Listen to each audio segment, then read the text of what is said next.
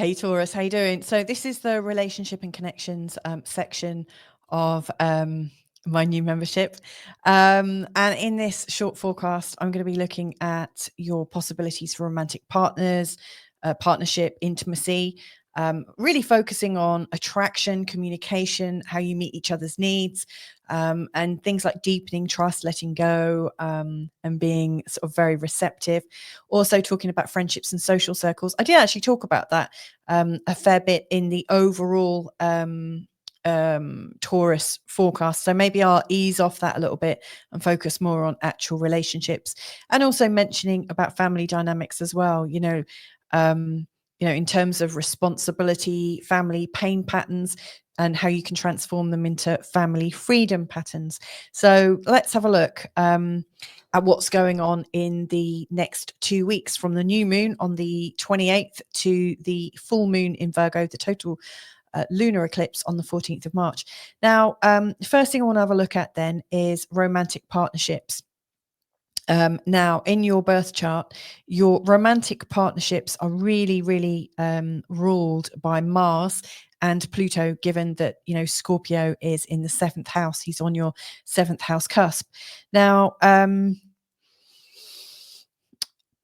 what I like about it, there's a lot of different things I want to say. First things first, I think you're coming back into your normal patterns of relationships. So, from Christmas last year, just before Christmas, through December and through January and through most of February up until today, I'm recording this on the 24th, Mars had been retrograde for a while, and I think that would have really put you off your relationship flow, and possibly you might have found your partners a little bit dismissive, a little backwards and coming forwards, almost like they've lost their power recently, they've lost their direction, and so you might have found that they're not looking quite so attractive.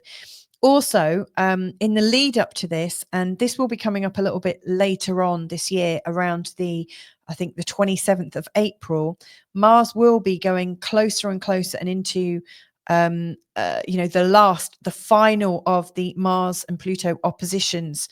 We started one coming into it at the end of October last year. It was exact on the 3rd of November. It was exact on the 3rd of January, really symbolizing a real shift and a shake-up in your relationships. So what's strong, I would say, in this next 2-week period, first of all, is the fact that Mars is going direct again. So it feels like whatever has held back your partner, and therefore how you see your partner, to me, it feels like your partners aren't as demanding as they have been. It feels like you've got a bit more time for yourself. And with Mars moving more forwards in this 3rd house, which has to do with your neighborhood, getting out and about, feeling quite social, feeling quite like your social capital is good, that you've got options. To me, it feels quite liberating. I wonder where your partnerships have, out of respect for your partners, I wonder how that has led to you not feeling quite free to be yourself and free to express yourself. So I think that's going to be really good for you. In particular, from the 8th, when the sun goes into a lovely exact trine with Mars, that is a real sort of pinnacle in terms of the relationships in this next 2-week period. But there are lots and lots of other moments. And so I just want to share some of those with you. So, for instance, the new moon, when it happens on the 28th of February, is already coming into a trine with Mars, so there is already this feeling that relationships are starting to get back on track. Maybe there's a feeling of innocence, and a sense of new potential, new promise. And I think where you can keep things light and friendly, and definitely focus on things like picking up the conversation, doing new things together. Mars here is encouraging you to do things in your local environment more. And in particular, start appreciating what's on your doorstep. There's a lot more that you can do and see, and a lot more that you can do to relate to other people. And I think that's one of the keys to helping your relationships feel more stable. Stop looking outside of your immediate vicinity, and start sort of focusing more on the internal, on what's around you in your home. So I see that as being really, really helpful. Now, Venus is obviously a planet that it's your ruling planet, and it's got a lot to do with how you feel in yourself. With Venus going retrograde on the 2nd, I do think that's likely to make you a lot more tender, a lot less bullish, a lot less rigid in your thinking. I think to me, it feels like you're peeling off the layers and helping to reveal where you've been vulnerable too. So what I really see coming up in the first part of this 2-week forecast is that you're coming into a place of more humility.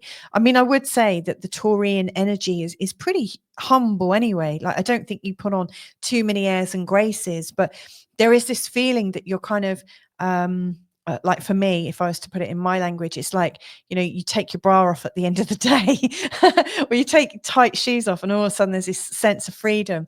You're taking off those things that might restrict you a little bit, so you've got a bit more space to be yourself. And I think Venus retrograde is giving you that urge, that nudge to to be free, to be unfettered, to not worry so much about how you're perceived, and to kind of just be vulnerable in yourself, like really be yourself with no airs, no graces, kind of really stripping it back. It's like you unplugged. Like, take your makeup off, if you wear makeup, like your hair wild, just really be yourself and kind of love yourself. So I see this kind of naturalness and more of an internalized, like being in your local neighborhood, as being one of these things that helps to deepen trust between you and any partners. Now, if you're single during this time and you're looking for a relationship, again, given Mars's position and the fact that he's gone direct again, yippee, I actually think local dates are essential. I think they're very, very helpful. And I would also recommend the following times when things could suddenly pick up. So just by going with the moon energies and sort of tracking it through, I think, between the 28th and the 1st, that's just as this forecast starts. I think, there are some light-hearted energies, and there's a sense of new promise, and there's the opportunity to meet people through friends of friends. I think when the moon is in Aries, and you might find this every month, when the moon is in Aries from the 1st to the 3rd, you're in your own space. You don't necessarily want to be moving out and about and meeting new people. You're wanting to be a lot more meditative.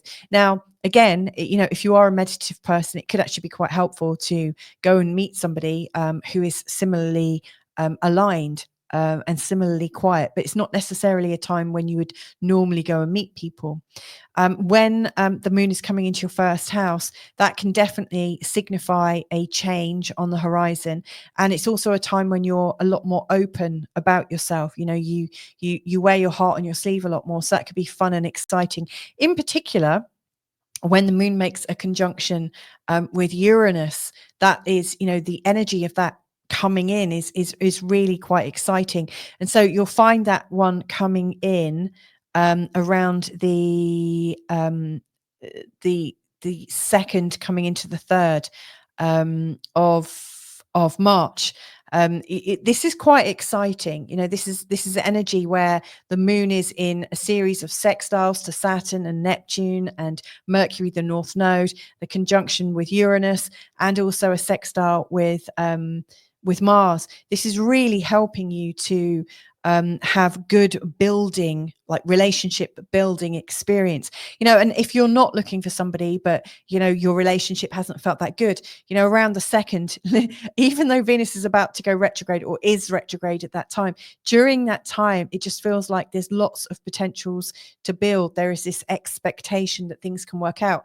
And actually, maybe Venus going retrograde during this time is quite helpful, because whatever is being built is being analyzed and considered in real time. You don't need to rush into things, but you can take little steps, what I really like about relationship charts is, if you go dating, if you have your first date on a day when the astrology is really good, I always notice that it's more likely that you're going to get that second date and the 3rd and the 4th.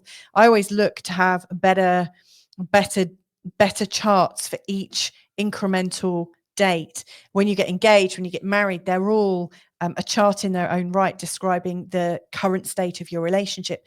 So yeah, the second, literally just as the moon is making these lovely sextiles, is really, really quite helpful. But beyond that, during the time when the moon is in Gemini, between around about the 6th of March, we've got this lovely moon Jupiter energy and also moon Venus energy, which is really, really helpful, and a semi-sextile to Mars. So you got Venus and Mars, two sexual planets, Jupiter about hope and optimism. Again, really, really helpful. And then the next thing that I would really recommend is around the time of, the Sun trine Mars, I think is a really, really good time on the 8th. During that time, the moon is going to be in a conjunction with Mars, which tends to ramp up any feelings of sexuality, of desire, of attraction. But there's a real sense of energy and a real sense of possibility that things can get done. Now, that's not to say it's all roses. I will say there are going to be some little irritations in relationships, and I would put those down to like family dynamics. So, for instance, where